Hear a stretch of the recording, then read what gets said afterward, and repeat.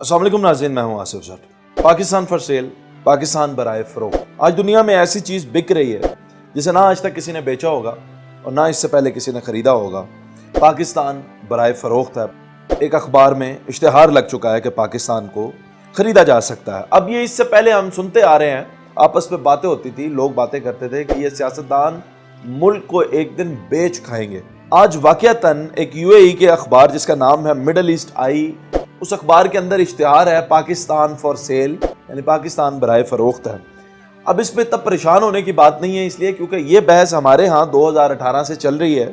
जितने बड़े हमारे अदारे हैं उनमें कराची पोर्ट है, दूसरे एयरपोर्ट्स हैं, उसके अलावा हमारा PIA है, स्टील मिल है, एनर्जी की प्रोडक्शन के अदारे हैं, उसके अलावा टेलीकॉम है। ये सब कुछ बराए फ़रोख्त है, यानी कि प्राइवेटाइज़ करने के चक्कर में है इनको, और इनको लीज पे दिया जाने का इम्कानात थे। अब हुआ क्या है कि कराची पोर्ट को AD ग्रुप को दे दिया गया है 50 साल के लिए लीज पे, यानी 85% शेयर जो हैं वो AD ग्रुप यानी कि अबू धाबी ग्रुप जो है उनके पास हैं। यानी इसके 4 जो हैं वो बर्थ्स हैं, उनमें से 3 बर्थ्स जो हैं वो अब AD group Abu Dhabi group control करेगा और एक जो है उसकी बर्थ पाकिस्तान कंट्रोल करेगा।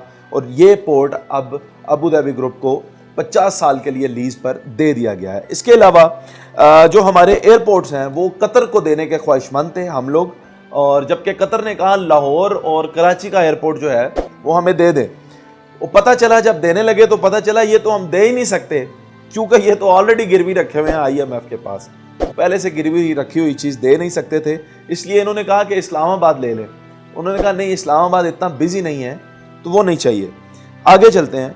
उसके अलावा PIA है, स्टील मिल्स हैं, उसके अलावा हमारे जो एनर्जी प्रोडक्शन के इदारे हैं, और फिर टेलीकॉम को तो पहले से ही प्राइवेटाइज कर चुके हैं। ये सारे भी उसी लिस्ट में आते हैं जिनको प्राइवेटाइज करने का सोचा जा रहा है। अभी आपने देखना ये है कि ये जो स्टील मिल और PIA है, ये वो 2 इदारे हैं जो पाकिस्तान को देते कुछ नहीं है, बल्कि हुकूमत से मिलियंस ऑफ डॉलर्स सालाना लेते ही हैं। और जब ये हुकूमत जाने वाली होती है ना, कोई भी हुकूमत, तो सियासतदानों का एक रवायती सा अंदाज है, भर्तियां खोल के इन अदारों में बंदे फिट कर देते हैं। वो बंदे करते कराते कुछ नहीं है, तनख्वाहें लेते रहते हैं, और बोझ जो है वो बढ़ता जाता है। किसी एफिशिएंट अदारों में ये भर्तियां नहीं खोलते। ये इनका एक पुराना तरीक़ेकार है। अब आप सोचेंगे कि इस पर हमने परेशान होना है, हंसना है, क्या करना है? तो मैं आपको बताता चलूँ कि ये कोई इतने मसले की बात नहीं होती। दुनिया में मुल्क जो है वो अपनी बहुत सारी चीज़ें जो हैं उन्हें प्राइवेटाइज़ करते हैं और शेयर जो हैं दूसरे ममालिक को देते हैं। मैं आपको जापान की मिसाल देता हूँ। जापान ने जब जंग की अमेरिका के साथ, उसके बाद उसने आर्मी नहीं बनाई अपनी। उसने कहा हमने आर्मी नहीं बनानी। तो जापान का ज़रा दिमाग देखें, उसने क्या किया कि अमेरिका की आर्मी ले ली रेंट पे।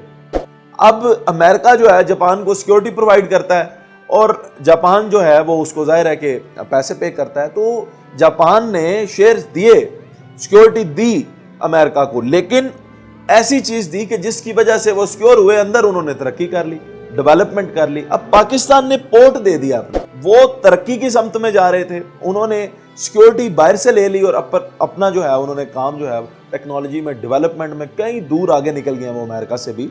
लेकिन आप ये देखें कि ये जो पाकिस्तान ने काम किया, पोर्ट दे दिया। अब पाकिस्तान के पास एयरपोर्ट्स, और ये जो कराची वाली पोर्ट है, या भी CPEC जब बन जाएगा तो उसके अलावा है क्या आपके पास मईशत के? अब आपकी ये सारी चीजें जो हैं वो कंट्रोल करेगा कोई और आप आज़ाद नहीं रहेंगे अपने पोर्ट के हवाले से। कल कला को कोई भी मसला आपके पास आ जाएगा तो वो कहेंगे जी हम ये चीज़ नहीं होने देते, हमारे पास तो शेयर्स हैं। तो ये गिरवी रखवा दिया पोर्ट भी अपना। मसला ये है कि 5 साल में 2 दफ़ा हुकूमत चेंज होती है, 10 साल में पता लगे 4 से 5 दफ़ा हुकूमत बदल जाती है। हर नया आने वाला कंफ्यूजन का शिकार होता है, बौखला जाते हैं और ऐसी पॉलिसीज़ बनाते हैं। अभी आप देखें कि हमारे पेट्रोलियम के जो वज़ीर हैं उन्होंने कहा था कि हमने रशिया से तेल मंगा लिया और उसके असरात पाकिस्तान को नज़र आएंगे, सस्ता तरीन तेल मिलेगा। वो पता चला 19 रुपये से भी ज़्यादा 20 रुपये के करीब बढ़ा दिया तेल उन्होंने। ये कन्फ्यूज़ड हैं। जाहिर है कि अब हुकूमत संभालना पाकिस्तान की कोई आसान काम नहीं है, तो फैसले जो होते हैं इनसे वो फिर गलत से गलत होते जाते हैं। और फैसले जो होते हैं ना, ये याद रखिएगा कि इनके फैसले सिर्फ और सिर्फ अपनी हुकूमत की मियाद तक ये सोचते हैं। फॉर एग्जांपल, अभी अगर निगरान हुकूमत है और इसने 2 महीने रहना है या 6 महीने रहना है, तो ये सिर्फ और सिर्फ उस मियाद तक फैसले करते हैं कि उस मियाद तक वक्त जो है वो अच्छा गुजर जाए। کبھی بھی ہماری کسی حکومت نے ہماری نسلوں کی بہتری کے لیے نہیں سوچا.